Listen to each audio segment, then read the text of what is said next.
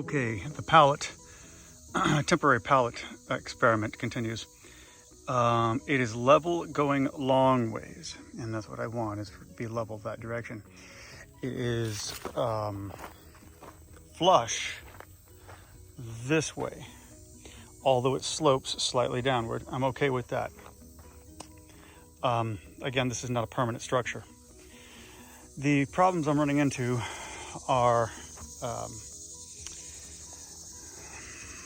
okay, so I had to turn these around. I had them like this. I haven't finished yet. Gotta flip them because I figured things won't grow up through them and critters won't live down in them.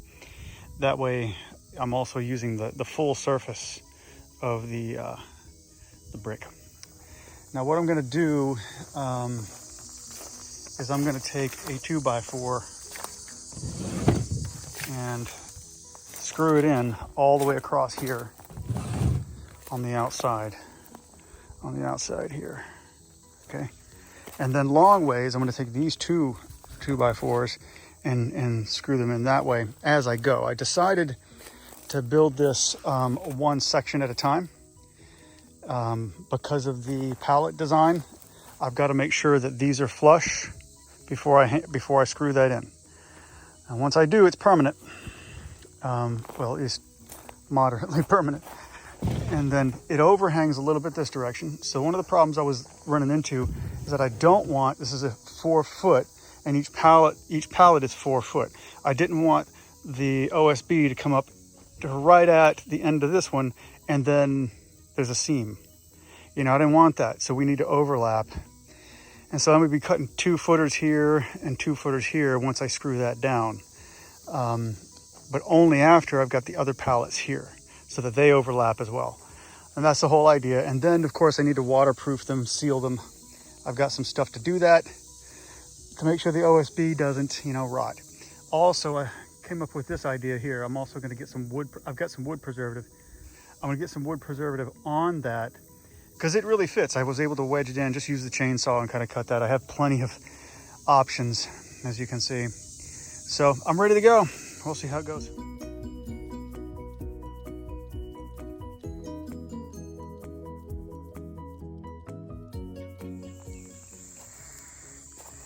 Okay, you might look at this and think that's not stable, but with so many underlying points here, there's no way this is shifting.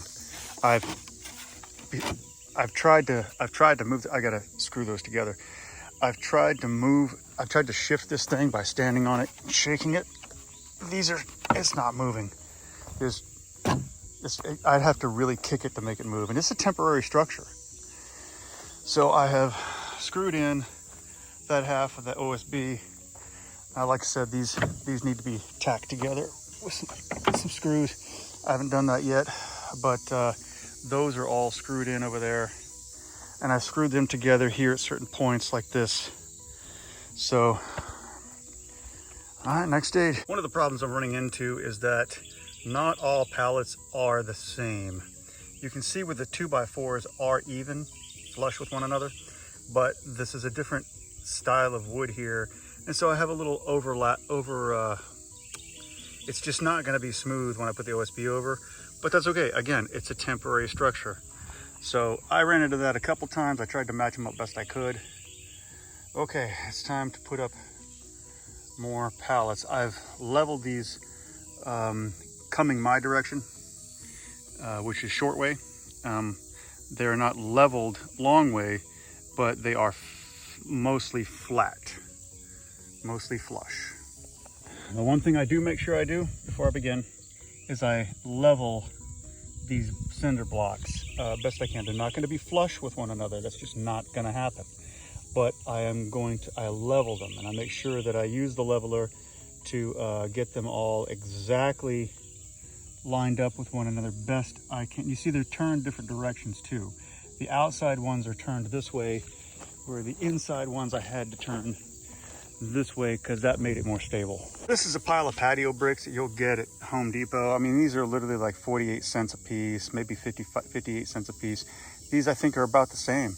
And so really I'm not paying much at all for these filler stones.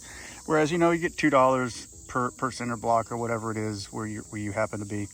And that's where the most of the cost was, is the cinder blocks. So, and I got lots of them. So first this way is measured, and those are 40 inches.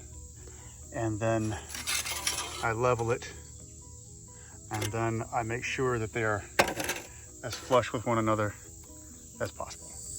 Okay, the way to determine how much space you're going to use next time. Right there at 5.5. That's a bit of a guessing game, but that's close enough. So I don't have these blocks are 8-inch blocks. I don't want to use up a whole bunch of these footer stones, so I'm going to carve myself a 5.5-inch block.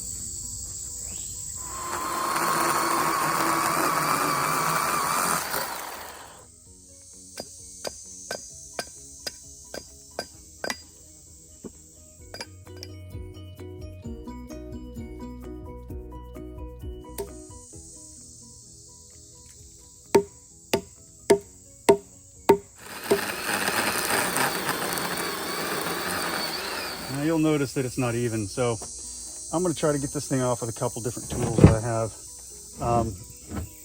By the way, this is a reciprocating saw. I know that I hear a lot of woodworkers and home repair guys call this a Sawzall.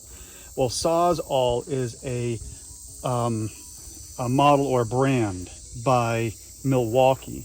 That's what they call their reciprocating saw. So this is not a Sawzall. If it was a Milwaukee brand, you could call it that, but it is not a Milwaukee brand. This is Craftsman. It is a reciprocating saw, just like a Sawzall is also a reciprocating saw.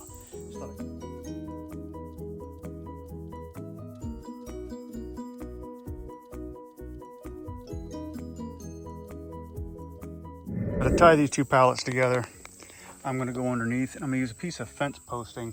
I've got some fencing right there. I'm just going to drill it in, and that should work. Okay, I got to say, this is pretty solid. It's only halfway done, and I'm going to have to extend it probably a hair. Well, we'll see.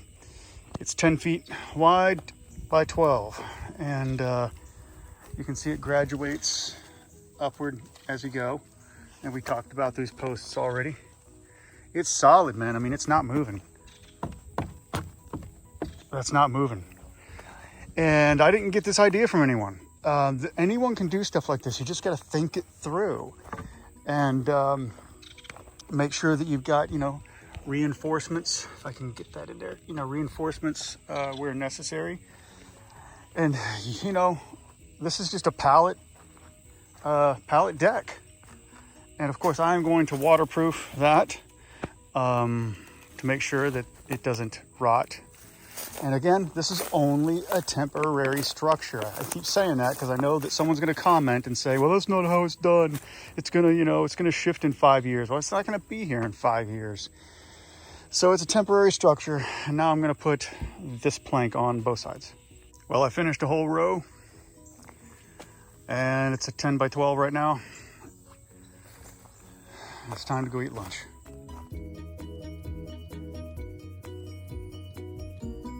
Okay, the way I got rid of this stump, very hardwood, very big stump, just a mess. I simply cut it into several pieces and it threw an axe in it and it pretty much falls apart.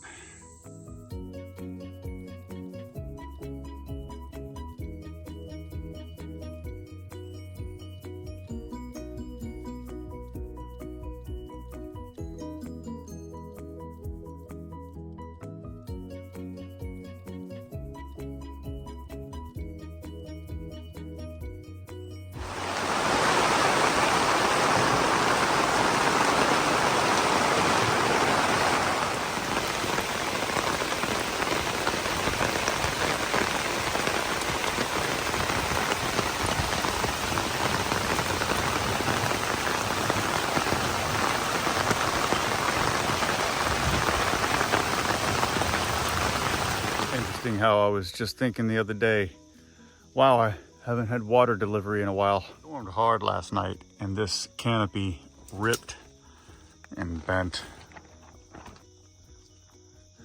Yep.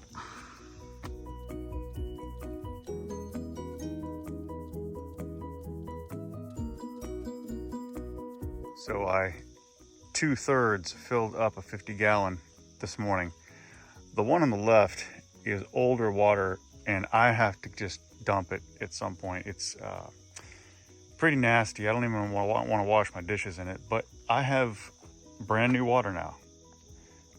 Took me about an hour.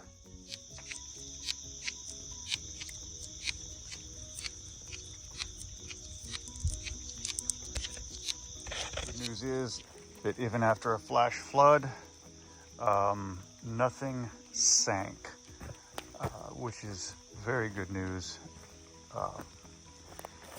It got flooded hard. I mean, last night was just flash flood. Everything held.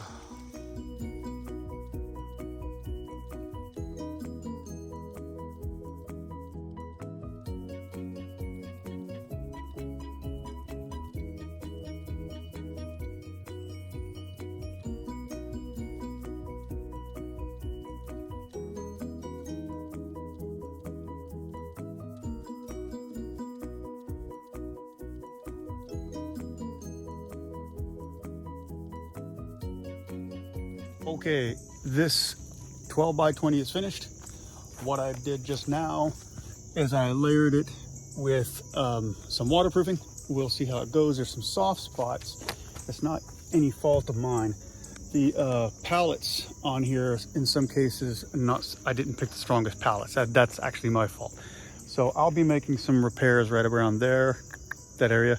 But otherwise, I'm gonna put one more. Okay, so I've got the soaking coat. The soaking coat on here, it soaks into the board. It's OSB. I want to make sure it got a good soak. It's 25 bucks. So after that, I'm going to put a coat of this stuff on. It looks like it's going to rain tonight, so I'm going to have a double coat of this on tomorrow. That pile of roots came from over there. Something else I wanted to show is I've kind of upgraded my kitchen. Yeah, I'm actually protected now. And this guy, which has been standing on these, is going to be upgraded Tuesday or Thursday, whenever it comes in, to an actual camping kitchen. I told you, perma-glamping. Yeah, I've done pretty good with these, with this idea, and it's just, damn, everything's on a hill though. Everything here is on a slant. If I straighten the camera out, you can see what I'm saying? There you go.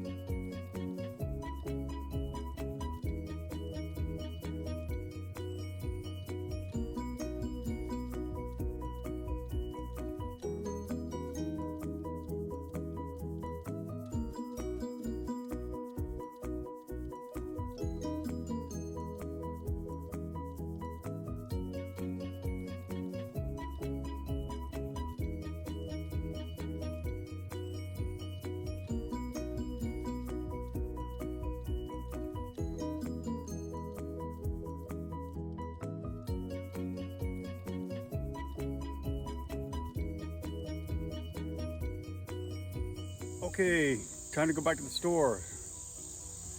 The can says that it goes 400 something square feet, but that is not true. So I'm gonna go get another can.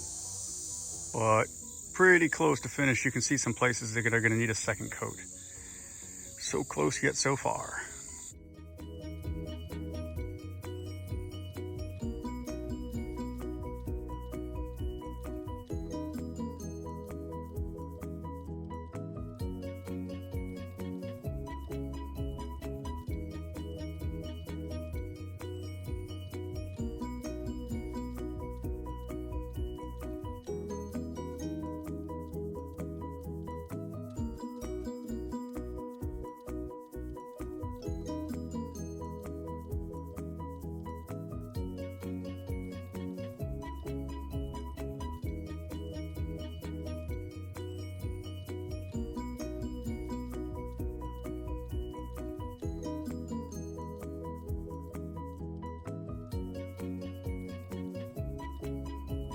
Okay, it's finished. While I was at it, I cut down some trees while I was waiting on it to dry, but I'll explain what I did. Okay, I went ahead and finished off a second gallon of waterproofing. I decided to take a second coat, of course, because this is OSB and it sucks it up. That's why I needed more than the usual. But I went ahead and waterproofed anything that has exposure to rain, and I knew that because it just rained and that caused all kinds of stuff to, be thrown up onto it. So I'm pretty sure this is going to work. You can build whatever you want on top of this. Now I'm making this a storage unit. You can see it's a temporary. This is not intended for permanent residence. Okay, I do not advise this for permanent residence. This is not what I built it for. I built this for a temporary location for me to put a storage shed. Now I bought it like a $300 canvas 10 by 20. So I left myself a foot over there and a foot over there, but it's going to be tight going from end to end. And I'm going to set that up. It's just going to take forever. And that's next. While I was at it, I cut down about 5 more trees, and the purpose of that was I wanted to clear this area. I cut the stump a little lower over here and made myself a really cool little plate out of it. This pile is a lot bigger than it looks because I've got this on a widescreen, but I'm intending to clear this area here so I can bring the truck in, and of course that's in the way, but at least I can bring the truck here and we can unload around this pile. And that's it for this take. I hope what I'm doing helps somebody. Leave comments below.